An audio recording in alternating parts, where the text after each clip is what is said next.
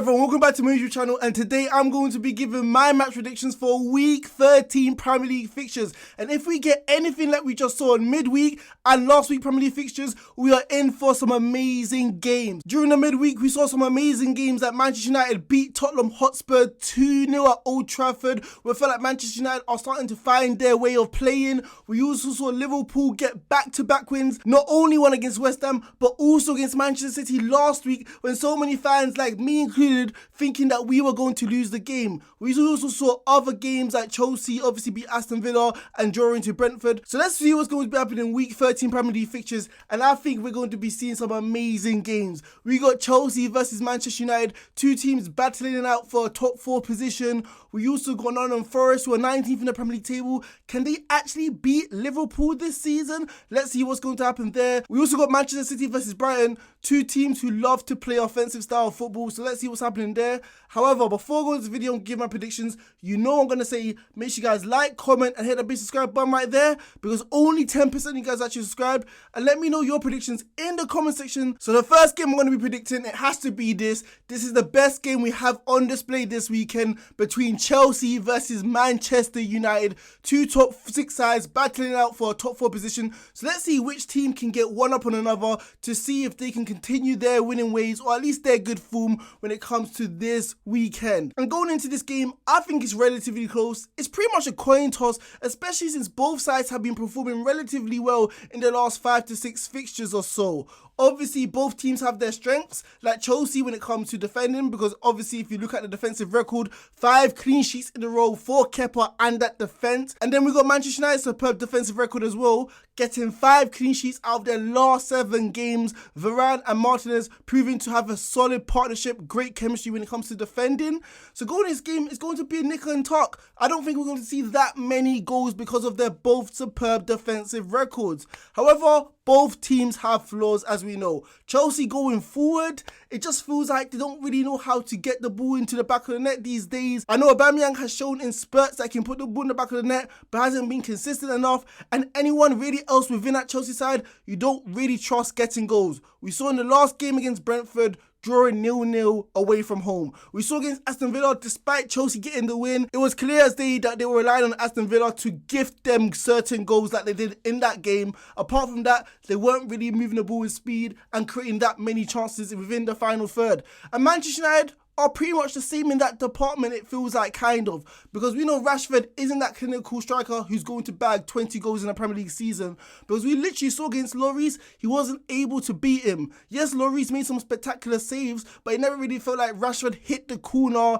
hit the side netting to really force Lloris' hand to perform a world-class save. So let's see what's going to be happening in this fixture between the two sides. I know Manchester United are going to be missing one of their most important players in Eriksen, who has missed the last few games or so, because he is pivotal in orchestrating Manchester United's attack. However, away from home, I feel like having a partnership of Fred and Casemiro in that defensive role, protecting the back 4, is going to allow smartly for Manchester United to set up on the counter-attack and break with speed and intensity whenever they get the opportunity. Casemiro and Fred have already shown this season that they actually have good chemistry, especially in their last game against Tottenham, shielding out Kane, Son, danger threats all around the pitch, and they pretty much helped their back 4 keeping that clean sheet in their last 2 games. So it's going to be a fascinating battle, having those two DMs battling it out against Mount and Havertz, who we know love to drift into pockets of space and create opportunities. However, despite stylistically, I feel like this game suited Manchester United in terms of how they're going to settle within the midfield. We can't run away from the fact that Manchester United's away record have been abysmal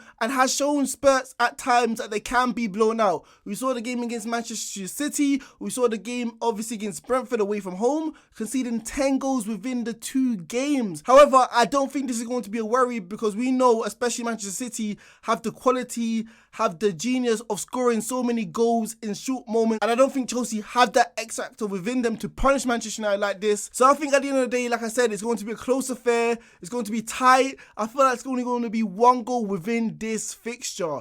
Even Chelsea going forward as well, they have been struggling ever since Reece James has gotten injured, who we know has been their best player this season. Chelsea fans are crying out for Pulisic down that left wing position, like I've been saying in my last few videos or so, because he does provide dynamism, he does love to take players on. So let's see how Graham Potter will set up his side. Also, although I did give praise to Chelsea's great superb defensive record under Graham Potter, I feel like it is more down to Kepa compared to the defensive performances. I feel like isolated Chalobah, Azpilicueta, defenders like that can be taken advantage of, can be taken on, because if you've seen Chelsea's last few performances or so, Kepa has had to make world-class save after world-class save. So I feel like it's going to be extremely unfair to expect Kepa to keep this up, especially against a quality Manchester United side this season. So going into this game, I think it's going to be hard, and I think Chelsea are going to struggle. I generally feel like Manchester United, especially on the counter-attack, they will have enough pace in Anthony, who has been scoring goals this season. Obviously, Sancho down the left-hand side and Rashford down the middle. Maybe this just suits Manchester United perfectly to a T, and especially Chelsea not being able to score goals, and Manchester United with a superb defensive record as a unit, not relatively relying on David De Gea like Kepa are with Chelsea. I think Manchester United were able to scrape through and get a victory in this game. I'm going to go for a 1-0 away victory for Manchester United. So in this game, I'm going to be predicting is Tottenham Hotspur versus Newcastle. And I feel like if you've been watching Tottenham Hotspur's performances recently, you would know that their performances haven't been correlating to the results they have been getting. Antonio Conte said it best in his news conference after the defeat against Manchester United. When they verse a top quality side, they get found out. They can't rise up to the levels, they can't rise up to the intensity, they can't rise up to the performances of the opposition, and they lose. And he is not lying. In the last 3 Big 6 games they have faced, they have lost against Arsenal, they have lost against Manchester United, and they drew to Chelsea, which required a late-minute goal-scoring effort by Kane to get them a point, which they should have lost. So honestly, when Tottenham Hotspur play football, it is so boring, it's so mundane, they don't move the ball fast enough or quick enough, and they don't really hurt the opposition. They are the ultimate opportunists who look to break on the counter-attack, and if there's no counter-attacking opportunity, they're not good enough to score goals like we've been seeing recently. So going into this game against Newcastle, I think Tottenham may struggle. I know Newcastle aren't one of the historic top 6 sides at this moment of time, but the way Newcastle have been playing, they have been superb. They've only lost 1 game all season, and that was against Liverpool. And you have some fans saying they potentially should not have lost that game against Liverpool because Liverpool scored in the dying embers of that game. Newcastle have proven this season that they can hang with the best. We saw against Manchester United getting a 0-0 draw at Old Trafford. We also saw against Manchester City drawing 3-3 at home. They don't get fazed by the big boys, and they know how to stay within games to potentially snatch points. So going into this game against Tottenham Hotspur, I genuinely feel like Newcastle have a great opportunity of winning the game. In theory, it sounded like a great concept of Antonio Conte integrating a 3-man midfield of Bentancur, Højbjerg and Bissouma, because it would provide them more control and stability within the midfield when it comes to taking the game to the opposition. But it's pretty much done the reverse. Tottenham Hotspur look even more defensive minded than before, because it looks like a 3-5-2 more than a 3-4-1-2 with Bentancur playing as the number 10. I feel like Tottenham Hotspur are going to do what they usually do. They're going to sit back, soak up pressure, and hope to hit Newcastle on the counter-attack. But they're going to be in for a nasty surprise, because Newcastle have the best defensive record within the Premier League so far, literally having back-to-back clean sheets in their last 2 fixtures. Newcastle is not one of those sides who gift opportunities, goal-scoring chances away. So Tottenham Hotspur can't be in their nature like always and being the ultimate opportunist. They're going to have to try to take the game to Newcastle, create a bevy of chances to try at least score a goal. So going in this game, I think Newcastle are strong, they're solid, they're a very good side to watch. Guimaraes, Joe Linton, Murphy, Wilson, the list goes on, and they're not even doing it without their 2 best players in Saint Maximin and Isaac they signed in the summer. So going in this game, I'm going to be predicting a surprise. if you call it a surprise. I think Newcastle away from home genuinely have a great opportunity to beat Tottenham Hotspur, and I'm going to go for a 2-1 away victory for Newcastle. So the next game I'm going to be predicting is Manchester City versus Brighton, and I feel like this has the potential to be the game of the weekend because we got two sides who love playing attacking, expansive football. So let's see which team will be able to pick up all 3 points.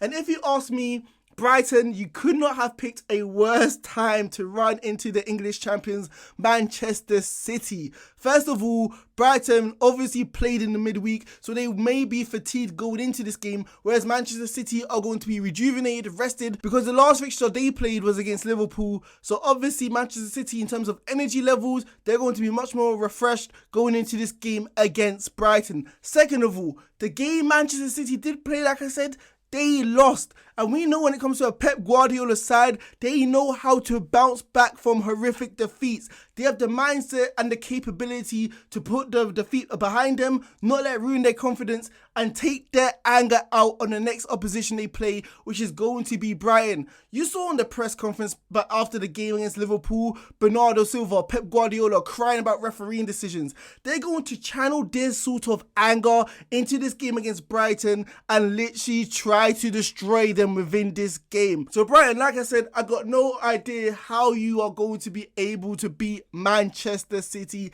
in this game. Also, Brighton have not been performing well. Old habits are starting to die hard within this side. They're starting to return back to them old selves. Obviously, in the last 3 fixtures, unable to score a single goal. We saw this under Graham Potter, and now we're seeing it under the new manager. They just don't have clinical finishers who can put the ball in the back of the net like we have been seeing. And you're going to have to at least score a goal or 2 against Manchester City to pick up any sort of point, because I can't imagine a game like this being 0-0 when we know Manchester City, especially Erling Haaland, loves to score goals for fun. So going into this game, I can only see one winner. Manchester City obviously have the elite talent, but most importantly, they have the elite mentality to bounce back against any opposition. I got Manchester City clearly winning this game. I think Bernardo Silva, Kevin De Bruyne, literally Haaland are going to have a point to prove, especially since the long rest, which would have felt like years for them going into this game, especially since they watched the other teams play midweek. So I think Manchester City are going to win quite easily. I'm going to go for a 3-0 home victory for the side in this game. So the next game I'm going to be predicting is Southampton versus Arsenal. And in the game Arsenal just played against Leeds, I feel like they have a lot to take away coming to this game against Southampton. They showed us something they have not showed us this season. They know how to win ugly now. Maybe this is the hallmark of champions. Maybe this is a sign to come that they can actually compete with the best at Manchester City when it comes to the title race. We will have to wait and see. We know in the Premier League season, it's going to be so hard to play at your best, your optimum level every single game, especially when the games come thick and fast during a period like this. So the fact that Arsenal were able to win ugly, they were able to pick up all the 3 points, win scrappy, is going to do their confidence a world of good that they can go to away, a hostile environments and pick up all 3 points. And maybe they're going to replicate a performance like this against Southampton, because we know going to Southampton is never an easy stadium to go to, especially when they're facing adversity. We know Southampton, when they get battered or they're facing bad form, or it feels like their manager's on the brink of getting sacked, they start to churn results like we've seen recently, picking up 4 points in their last 2 games, especially that win against Bournemouth, where it's going to do a confidence a world of good for the manager. However, Arsenal this season have been superb, they've been marvellous, and I just can't see them winning. Arsenal, every single game, barring the Leeds results, they have been the better side.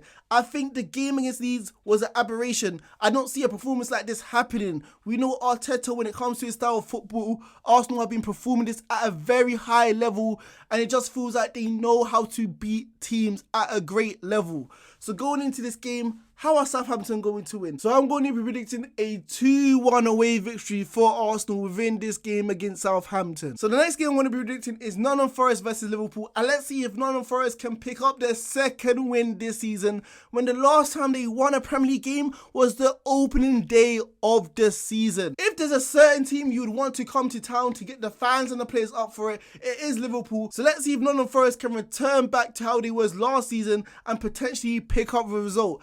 And you know what? Last season, Nottingham Forest did play Liverpool tough. I remember watching the game in the FA Cup and Liverpool were only able to scrape and claw a 1-0 victory against Nottingham Forest, who are a very tough outfit at home, especially since they had superb players last season. However, it isn't last season. There's been an overhaul when it comes to their squad in the starting 11, and it's completely new faces, new ideas, and let's see if they're going to be able to pull a sort of result against Liverpool within this fixture. But I just can't see this happening. Liverpool within their last 2 games, they've returned back to winning ways, winning 1-0 in both occasions. I know there's still question marks if Salah and Núñez can play together as a 2 up front because they don't really complement each other's games, but obviously we still have the rest of the season to go by. And also Salah and Núñez have been the match winners in our last 2 games, so that's going to do them a world of good when it comes to their confidence in this game against Nottingham Forest. But what I'm most impressed about when it comes to Liverpool is their defensive tenacity and the defensive performances. It actually feels like there's a commitment now. There are energy levels, there's activeness, there's sharpness, there's actually determination to get into crunching tackles and engage with attackers. We saw Virgil van Dijk play a massive role in the victory against Manchester City. Also, the defence was superb against West Ham, getting another clean sheet. So that's what I'm most happy about, because at the beginning of the season, it just felt like we were conceding goals for fun. But now we have settled down, we have found our rhythm again, and defensively, we have been sound. Although going forward, Liverpool aren't clicking on all cylinders, and we are missing key players like Jota to injury, Diaz as well, I think we should just have enough to beat Nottingham Forest, who have been awful this season, currently 19th in the Premier League table. So I'm going to be predicting a 2-0 away victory for Liverpool within this fixture.